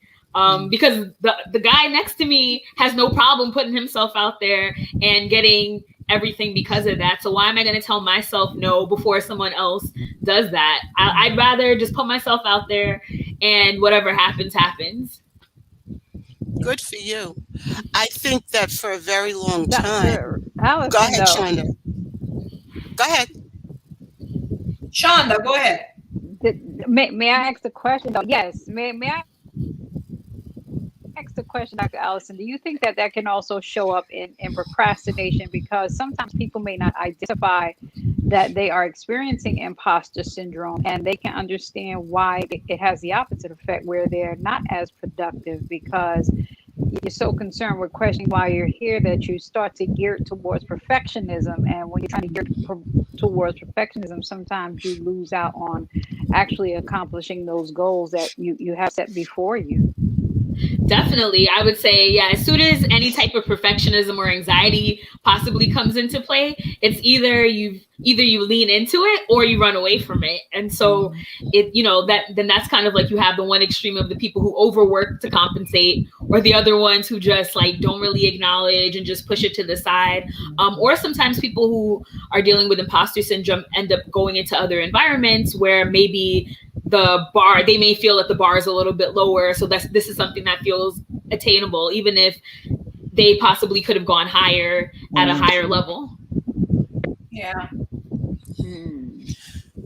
Okay. It's very interesting because I have only recently allowed myself to feel. Before I just did it. I just closed my eyes and I did it. I worked doubly hard. I worked long and hard hours. And it's just actually since I've been on the John Maxwell team that I finally was able to form the words that I have imposter syndrome. And it's been a couple of white men who have helped me get over it. One of them, and both of them, both of them were just like, no, you can do this, and this is what you need to do. And then one of them gave me this advice. His name is Paul Martinelli. I will call him out by name. And he said to me, I want you to sit down and write your life story. And I said to him, do you know how long that would be? But he said, no. He said, because once you've written your life story and you look at everything that you have overcome, then I want you to go back and I want you to have a series of at least 100 I am statements about who you are. Based on what you've overcome. Powerful. And that has helped me tremendously. I feel the biggest imposter now because I'm older. I don't handle the technology as well. I am learning more about technology than I ever wanted to know, and I've learned most of it since August. Okay, I started a YouTube channel. I mean, I've done all kinds of stuff that I never thought I would do. And what I'm saying to all of you is sit down and write what you've overcome, whether it's the abusive husband, whether it's the crazy boss, because I've had one of those too, who almost gave me a nervous breakdown, whether it's whether it's the child who has gone off the rails and you have had to deal with maybe the courts, maybe the police, but you've done it, that has added something to your toolkit. It's made you a stronger woman, and it's given you one more thing to bring to the table of your life. You don't have work life and home life. You have one life, and all of those things make you an able employee, make you an able parent, make you an able partner in a relationship. Preach, Denise Miller, preach. Beautiful. I want to go back to a comment that Allison said, and Allison said this, and I'm thinking that perhaps this is something that as women we've been conditioned otherwise. I heard the vice president of the college that I work under, Vice President Richard Alvarez. I invited him to share with students about his professional career. And interestingly enough, everybody came with PowerPoints. He brought no PowerPoint. He came and he shared his story, and he was like, all the students were like, oh, bring him again. And he said something that stuck. I'd heard him say it before, but it really stuck with me here when he said it then.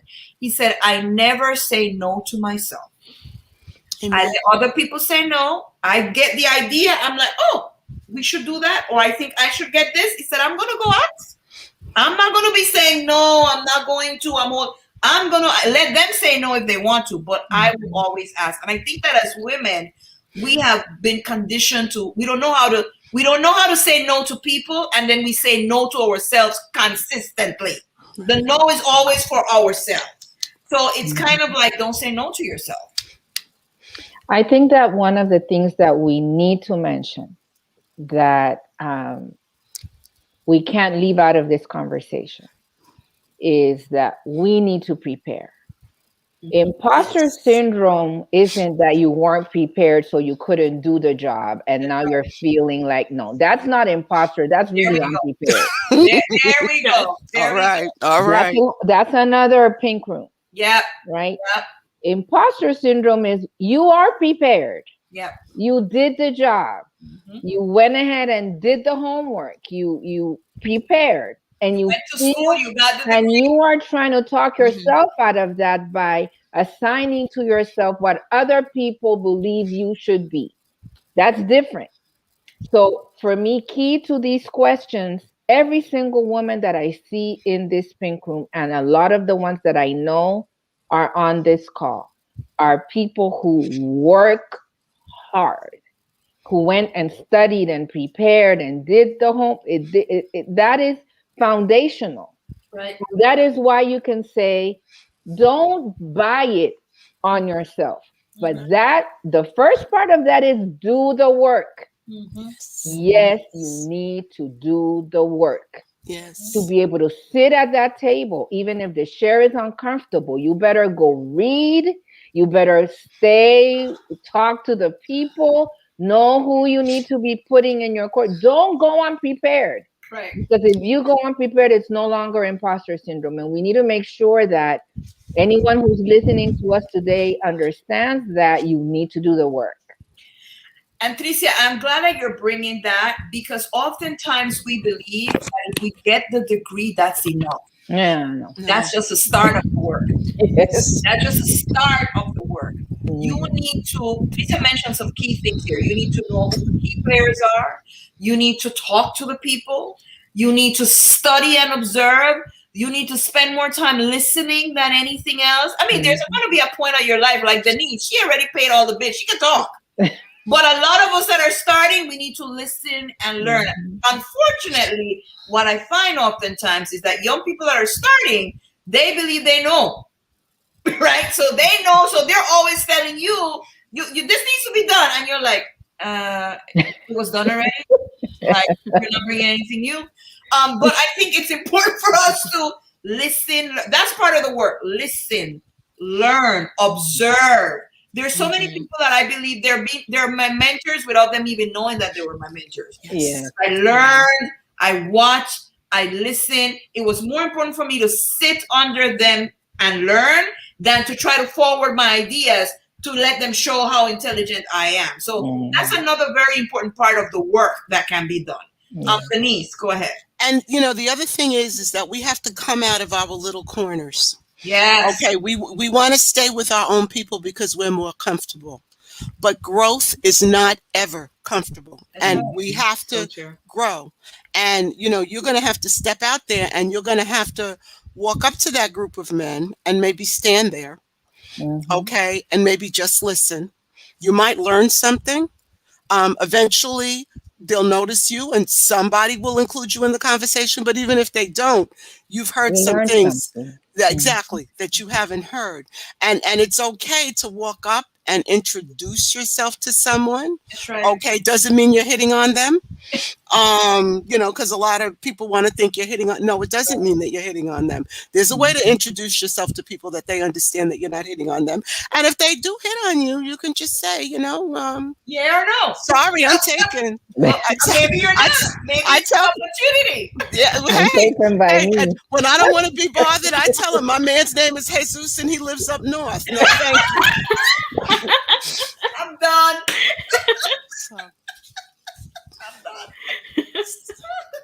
Denise. I'm sorry. Anything I say after 9:30 at night, you never know. There is a question here. Denise, you finished or you were continuing? I'm done. I hope Jesus is waiting for you. No, I don't really want to go see him up north. Not quite yet. Funny. I know, Dr. Tika. So Vivian, I know Vivian from Costa Rica. She's asking this. She said, how important it is for Black women to work on our self-esteem, and she would like the presenters to talk about self-esteem for Black women or just women of color in general. Any recommendations, any suggestions, ideas? Record on your cell phone. Just put it on record one day and walk around and hear all the stuff that you're saying to yourself. Okay? Because what you say to yourself is important. A lot of people, affirmations, they kind of say it's part of the New Age movement, but it's not.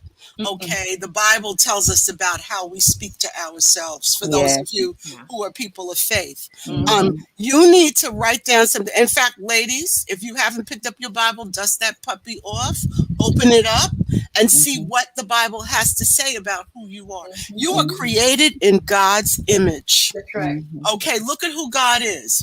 God said, "Let there be," and it was. For 6 days in a row, he just didn't stop talking, and that's why we've got everything that we've got. Okay, and then when he decided to make something and put his hands on it, it was us. We are made in his image. We are creative people. We are intelligent people. You must not call yourself stupid. Yes, Dr. Jones, self-track. You've got to listen to what you're saying to yourself, and when it's not good, stop yourself. Write stuff down. Talk to yourself. I have affirmations that I have a friend who gave me something, and she says, "This is for you to write your affirmations in." You need to really, because again, when people talk trash to you, you will only believe it when you have talked trash to yourself. Yeah. Yes. Woo! That's tweetable. That is. Please repeat that. I don't have a Twitter account. Somebody Twitter it for me. Put that on your YouTube channel. You will only believe it. Oh, that's tweetable. Yeah, it's so true. And I think it's like we also have to think about who are the people that we have around us, because I feel like for me, that's been so important to think about who's speaking into me and what I choose to believe or not believe about myself. Because when I think about it, and in some ways, at least I'll say for me, I've really enjoyed having people who are very direct and very open and honest, even if they tell you stuff you don't want to hear, because I know that they're telling me the truth. So I can't really question it, because I know if I was doing the wrong thing or something out of line, they would tell me that easily. And so I know that if they're also speaking into me, like, "Oh, you did such a great job," they probably have a really good point. And I think that sometimes it's even that little starting point too. And then on the flip side, really seeing who are the people who are, I mean, I know everyone uses the term haters, and that's like a whole other discussion, but really, like, who are the people who are the ones who aren't really there, or who are the ones who always have something to say, but it's not constructive, it's just negative. Because there's a difference too between constructive and something that you could really use to grow, and then just negative as in just trying to nitpick and tear you down or not really seeing you thrive. So I think also just being mindful of like what we say to ourselves, like Professor Miller was talking about, and also what you have other people saying to you too. There's one thing that there's one thing that I think that is important to mention, and that is that you cannot ascribe positivity to people just by nature of who they are. Yes. So some people say she should have said something better to me because she's supposed to be my whatever that is. You can have negative, I don't have one, but some people have negative mothers, negative grandmothers, negative best friends, negative sisters, negative professors.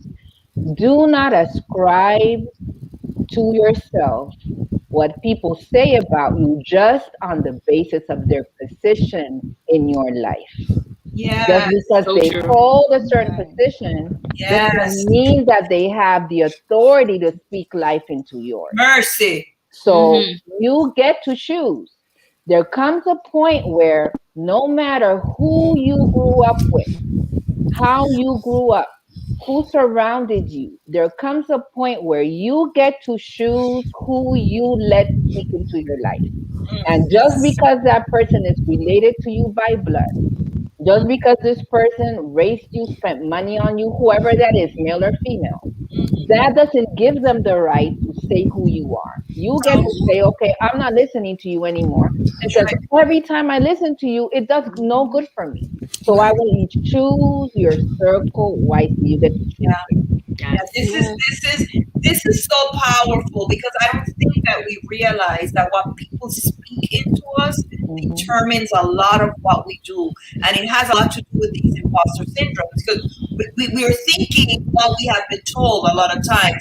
Dr. Tika and Haynes shared something about affirmations, and I believe in that, and there is scientific proof for this, Dr. Haynes, that you might be speaking about. Record them in your own voice. Those affirmations, that list of affirmations that Denise spoke about, do them. Record them in your own voice and listen to them, because the power of your voice speaking into your mind will change all these thoughts that you have.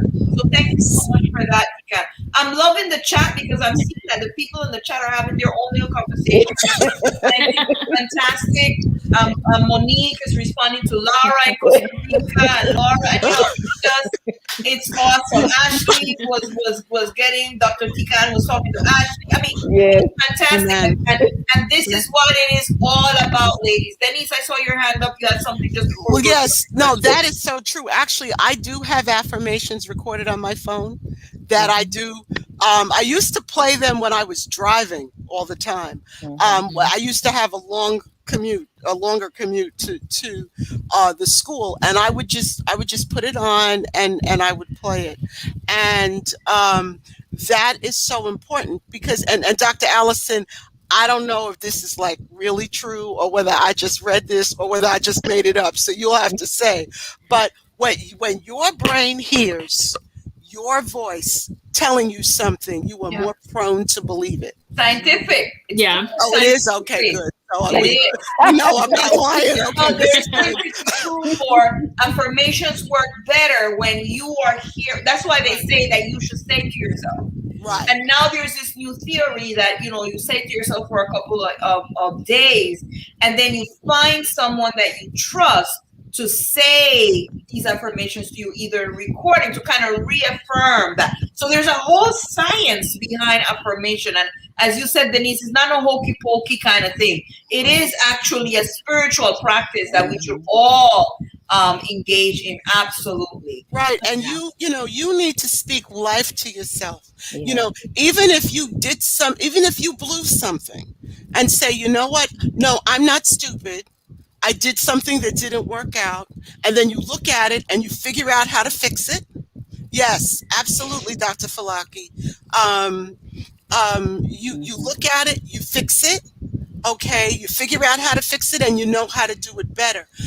Give yourself the same grace that you would give a rank stranger, because a lot of times, and somebody said that earlier, we will talk to ourselves in a way that we would never speak to anybody else. And so it's really, really important.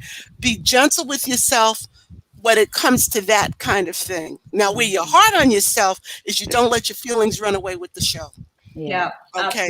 Absolutely. And so something that I've heard, I didn't just hear it, I learned it in a class, in a leadership course.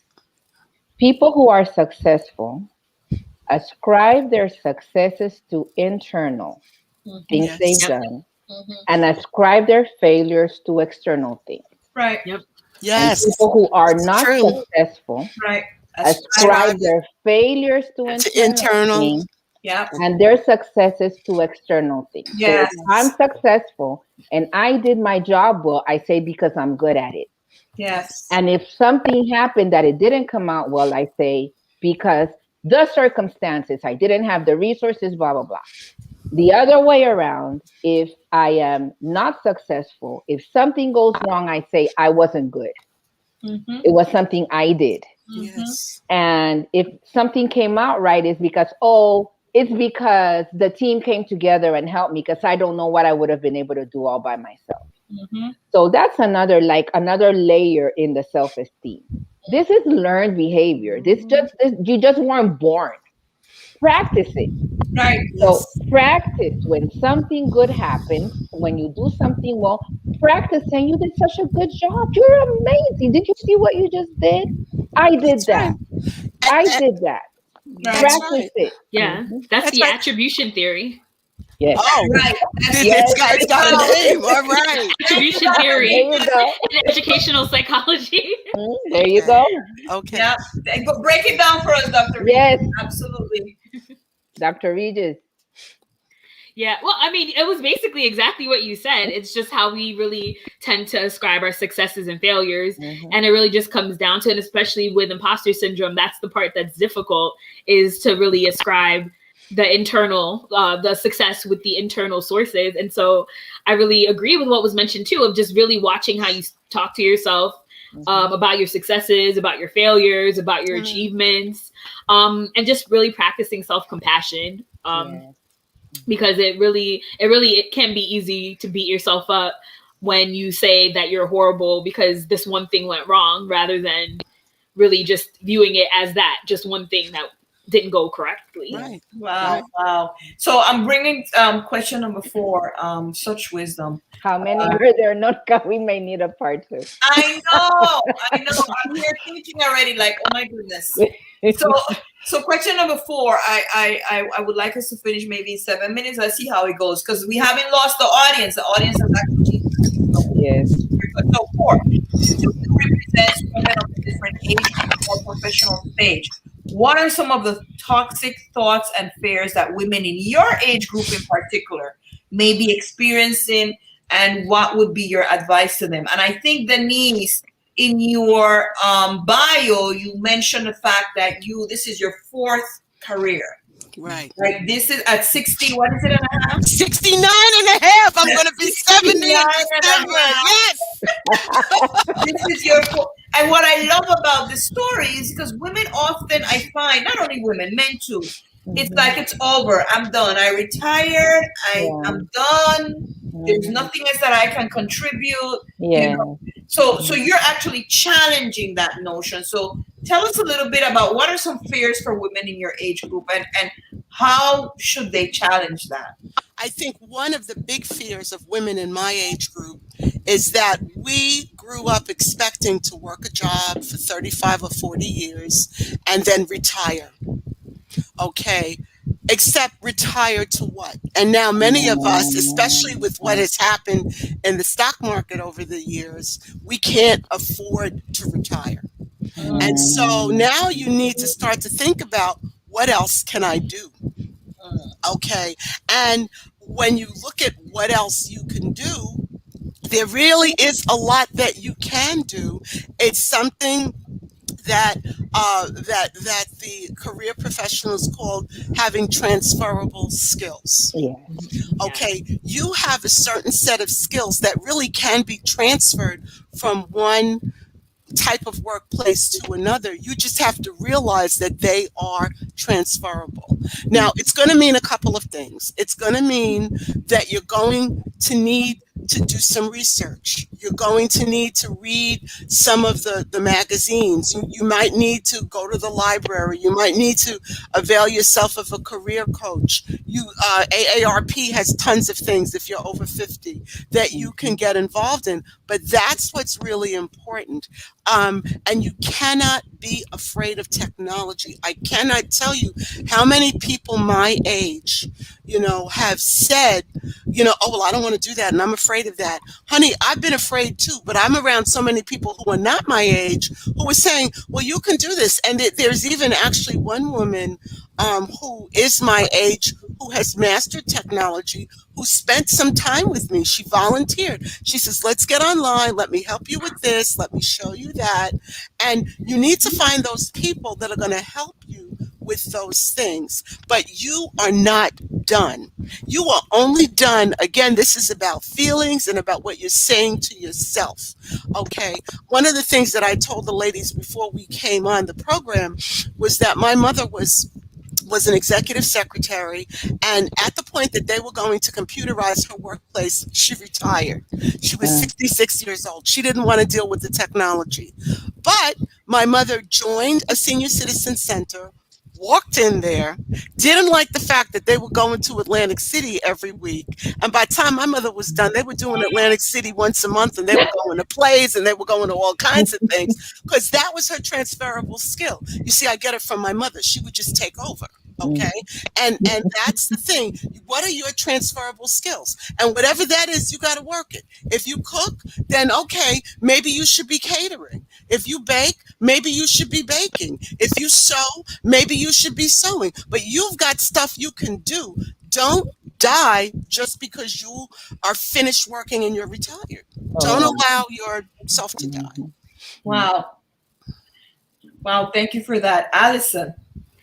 I'd say, so for the people that I've either worked with personally or just professionally in terms of career coaching, a lot of it's been early career professionals. So either they're just getting into their first career or second career, or particularly going into graduate school, maybe PhD programs or master's programs. And I think a lot of the thoughts and the fears that they're experiencing is, am I really qualified? Or just, can I really go to this next step? Do I really have what it takes to apply for tenure, or whatever that looks like? And I think, I don't know, I think my advice for them will probably be feel the fear and do it anyway. Because that's what I've been doing, and so far so good, I guess. But also just really working, you're kind of being in that position to really address the underlying factors related to imposter syndrome. And this is more so from, I guess, a psychologist or mental health perspective. You know, what is your relationship to success? What were those dynamics in your family that contributed to maybe how you think or what you feel about yourself? And where can you go from there? So it's, you never stop learning and you never stop growing. So this is really also a good time to really analyze those things, especially as you want to start making professional moves, hopefully higher and higher up. So yeah, I think that would be my advice. Yeah, great, powerful stuff. Okay, this is the last question. I feel so much pain to bring this last question here, just because we're on a roll. I've been getting text messages from people like, hey, this is fantastic. So it seems to me that we have hit a nerve here. Yes. Like we need to deal a little bit more with the things that we say to ourselves and the idea of us being successful in the workplace. I just want to say this one thing here that we always say, but we just want to reaffirm it once again. We just want you to know that you're worthy. Yeah. Amen. You are worthy of it all. There's no, we put the limitations on ourselves. You are worthy of the promotion, the whatever you want. You may not want that, fine. Whatever it is that you want, that seed that's planted in that head here, you're worthy of it. Go for it. Find the right people to affirm you and support you. Listen to the right stuff, like what we're doing here today. Spend the time. This is time that you're investing in you. Yes. Not entertainment. You're investing this seed that is being planted in you now. So here's the final question. What can women do now to actively counteract imposter syndrome?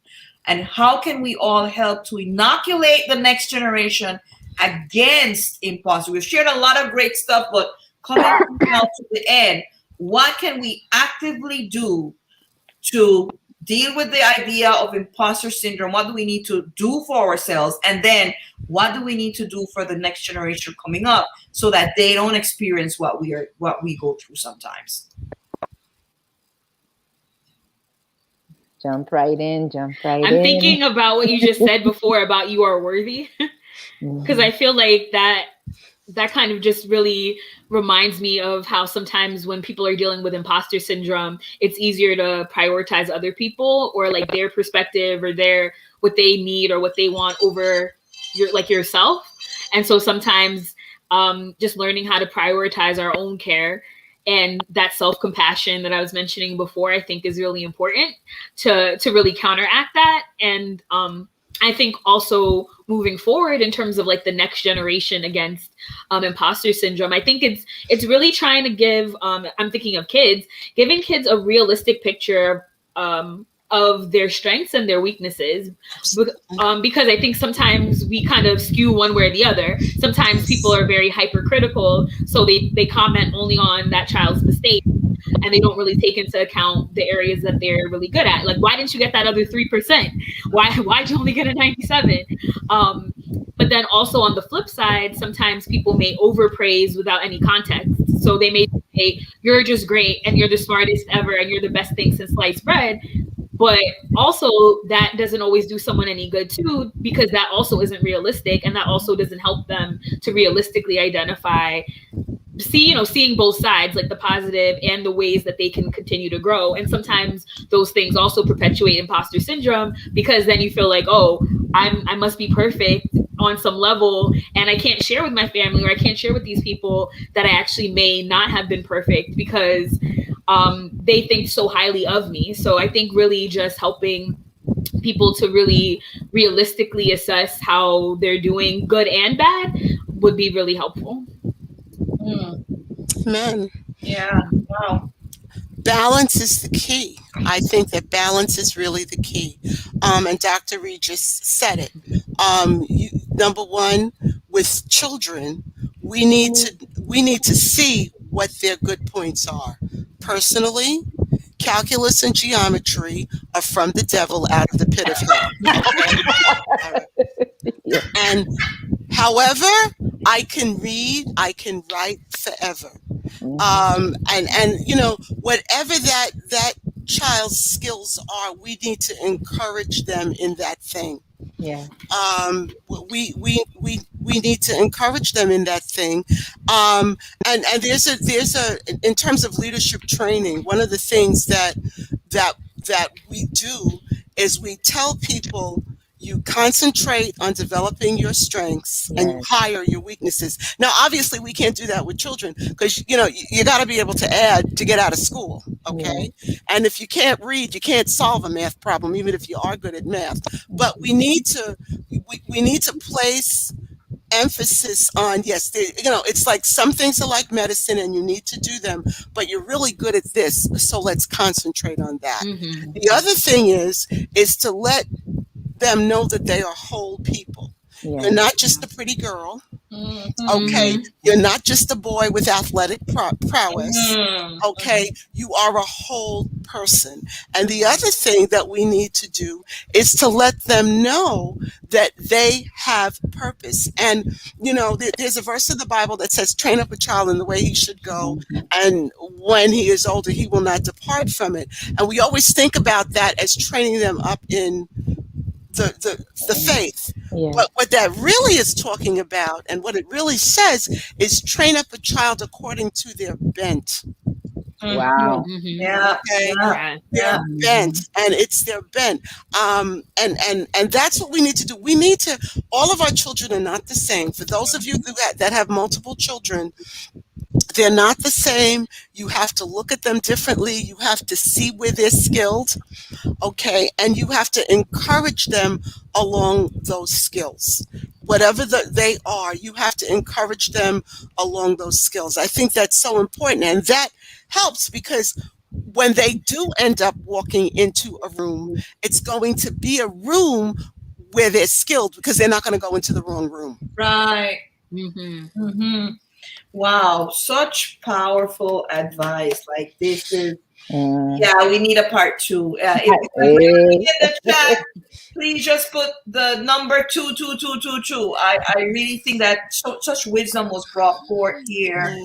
And I think that it comes from not only your lived experiences and definitely your knowledge and your training, but the fact that in a team, in a group of empowered women, the wisdom just takes another level. Amen. Right? It's such a flight. So we want to thank you so much. This has been an amazing experience. I know both of you personally, and I count it as really an honor to have you on. I know what you bring to the table. I know exactly when it comes to you how intentional you are about doing your work to the highest of the quality. So I know that your advice, whatever advice you have shared here today, it's real because you practiced it. It's not something you read in some book. This is your daily walk. So I thank you for coming with your genuine, authentic, complete self to this room. Shonda, Tricia, would a lot of twos. Yes, yes. Oh, We said it. okay. We need a part two. So I have a confession to make, and I can make it because the people I said it to are in this room, and they are Norca and Shonda. And we have been dealing with so many heavy topics recently that I felt heavy. And I've been thinking about this recently that we needed to have a pink room that was a bit lighter and not as heavy. Yeah. And I want to thank you both so much because of all the laughing we were able to do today. Because even in the midst of this topic that is so real, so you can tell just by the chat that it's hitting the core of so many of us. Either we're experiencing it, we know someone who is, we're thinking about someone. So it's so important. And still we were able to talk about this in such a way that was fun, that was filled with laughter. Thank you, Denise, because you can tell when someone's walked it and is just bringing wisdom Jesus. for free that is so expensive. And it just makes a whole world of difference in how we talk about something like this coming from someone like you and the way you bring it.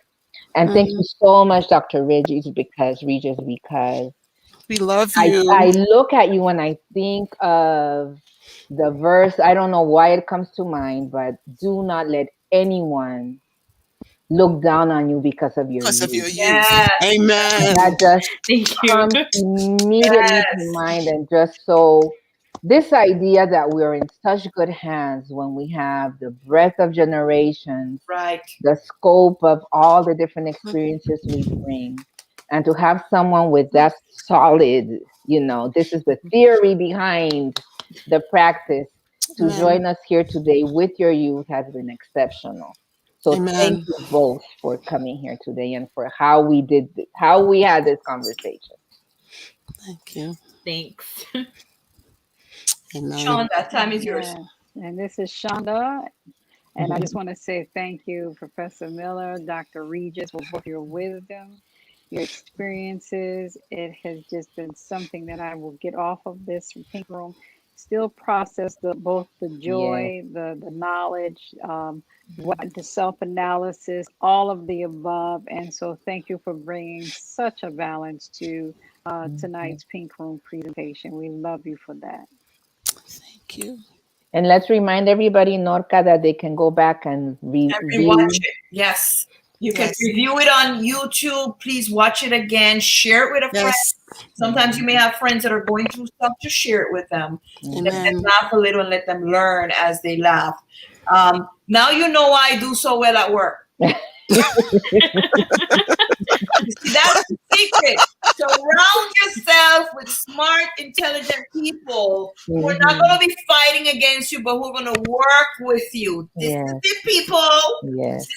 This is part of something that sometimes as women we do not get to do because we do not get to choose who works on our teams. I am blessed that I'm able to do that. And when I'm able to do it, I'm very intentional because this is exactly, you want wisdom, you want a span of experiences on the table, and you want people that are always going to come with your genuine self. Thank you so much, Denise and Allison, once again.